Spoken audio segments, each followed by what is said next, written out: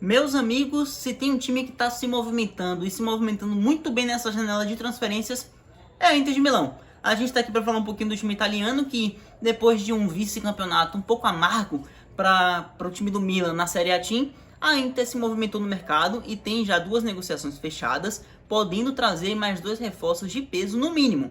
Mas vamos lá, a gente pode falar já das negociações que já estão acordadas, né? Já está tudo certo, só falta mesmo a oficialização, que se trata de Henrikh Mkhitaryan e André Onana. O Mkhitaryan, o armênio que estava na última temporada na Roma, ele chega de graça, o contrato dele estava para acabar, né? Ele assinou um pré-contrato com a Inter de Milão, foi convencido pelo staff da Inter de que a proposta valeria a pena para ele e tal, trocou a Roma pela Inter, sai do time do José Mourinho, agora vai trabalhar no time Nerazzurri e promete ser um cara que adiciona bastante ao elenco. Ele vem de uma boa temporada na Roma, participa muito bem do meio campo, tem um bom passe, uma boa qualidade de achada e tal. É um cara que, por mais que já tenha uma idade um pouco mais avançada, é uma bela adição para um elenco como um todo da Inter de Milão.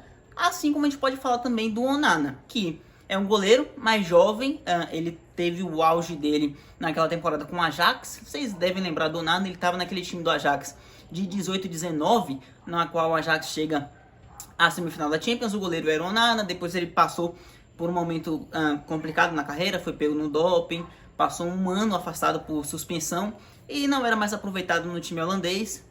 Quis sair, a Inter aproveitou, contratou ele também de graça, sem o Ajax se opor muito, ele já estava sendo reserva lá depois de voltar da suspensão, e a Inter viu ali uma oportunidade para, quem sabe, também adicionar ao elenco um cara para ou disputar a vaga com o Handanovic, que já é um goleiro que já está com 38 anos, salvo engano, ou também ser um reserva já para preparar essa passagem de bastão, né? O Handanovic não é um garoto e a Inter vai precisar de um cara para repor em breve. Esse cara provavelmente será o Onana. Essas duas já estão fechadas, assim como a gente pode falar também de uma menos midiática, mas também é um cara que vai adicionar bastante ao elenco da Inter, que é o Bellanova, né? Lateral esquerdo, muito por conta da saída.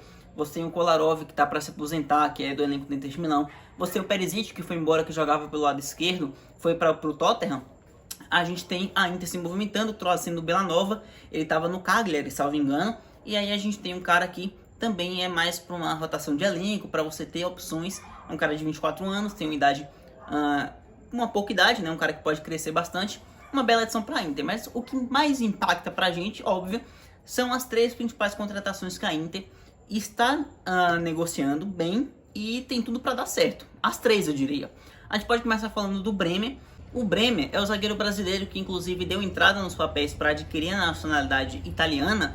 Ele estava no Torino e fez a melhor temporada da carreira dele nessa última temporada da Série A Team, na qual ele inclusive foi eleito o melhor zagueiro da competição, e a Inter entrou forte na briga pela contratação dele. Mas eu creio que vai depender um pouco dos seguintes fatores. Os zagueiros da Inter eles são bem visados no mercado há algum tempo já. Mas nessa janela, o Skriniar está com um interesse forte do PSG. O PSG que passou por essa reformulação, ele está passando. O Luiz Campos está chegando como diretor esportivo, vai ter mudança de técnico. E o Skriniar é um objetivo do PSG para a defesa. Os números que a Inter está pedindo, segundo o Fabrício Romano, seriam de 60 milhões de euros. Mas a Inter admite que um dos zagueiros do elenco deve sair.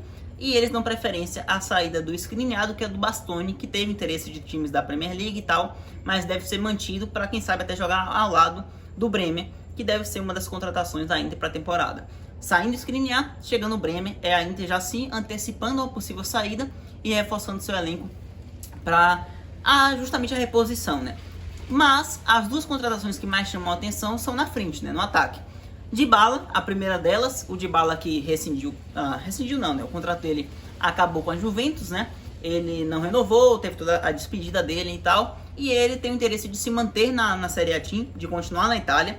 A primeira decisão dele foi essa, por mais que tivesse interesse de times da Premier League, ali o Tottenham deu uma observada, mas ele quer se manter na Itália, e a Inter parece ser o destino mais viável, mais provável do Dybala no momento. É o time que já abriu negociações, a proposta da Inter agradou os agentes do Dybala e o próprio Dybala. Eles estão se acertando, mas é uma negociação mais simples, né?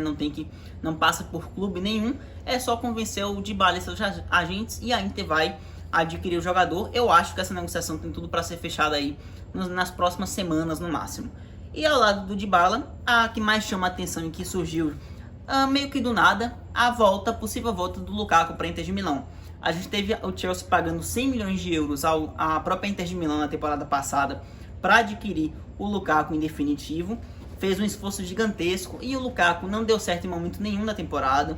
Deu entrevista dizendo que admira demais e gosta da torcida da Inter de Milão e que é um time que ele vai ter para sempre no coração dele. Não pegou bem com o Chelsea, quebrou o vestiário e a gente tem o Lukaku pedindo para voltar nessa janela de transferência. A informação que o próprio Fabrício Romano noticia é de que ele já teria dito à diretoria do Chelsea que teria o interesse de voltar para a Inter de Milão e a Inter abriu negociações prontamente da seguinte forma: eles venderam por 100 milhões de euros e agora eles querem um empréstimo de um ano por 10 milhões de euros, que seria a pedida do Chelsea. O Chelsea, entendendo que não vai ter jeito, tem que emprestar, pelo menos quer se livrar do salário do Lukaku nesse curto médio prazo, já podendo utilizar essa verba para outras transferências e outros jogadores, que o Chelsea é um time que quer contratar também. E a gente tem um déficit de 90 milhões, isso se a Inter chegar a pagar os 10, porque o Chelsea quer 10 milhões de euros pelo empréstimo. Então você vê que não tem para onde correr o Chelsea, é prejuízo e gigantesco. A Inter, no lado dela, né, vendeu por 100 milhões, arrecada esse valor inteiro e agora pode trazer o Lukaku, que tem interesse em seguir para a Inter de Milão novamente, por mais que seja um empréstimo de um ano, mas um valor bem abaixo e que consegue ser perfeitamente administrado pelo time da Inter de Milão. Ou seja, um belíssimo negócio para a Inter, e é um time que tem as possíveis saídas, mas que no geral está se reforçando muito bem.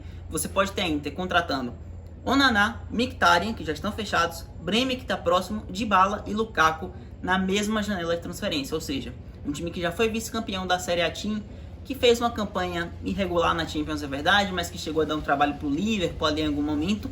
Agora se reforçando muito mais e, quem sabe, buscando novamente um Scudetto na Série A Team, que ganhou no ano retrasado, e além do mais fazer ainda mais bonito e ir mais longe na Champions League. E com esses reforços é bem viável. No geral, vamos ficando por aqui. Deixem aí nos comentários o que vocês acham, se a Inter está se reforçando bem mesmo, se o Lukaku voltando tem tudo para recuperar a forma dele. No geral, agradeço a quem assistiu até aqui, curtam, comentem aqui, me ajuda demais. Eu estou só começando, então preciso desse apoio de vocês aqui no canal. Valeu, tamo junto, tchau!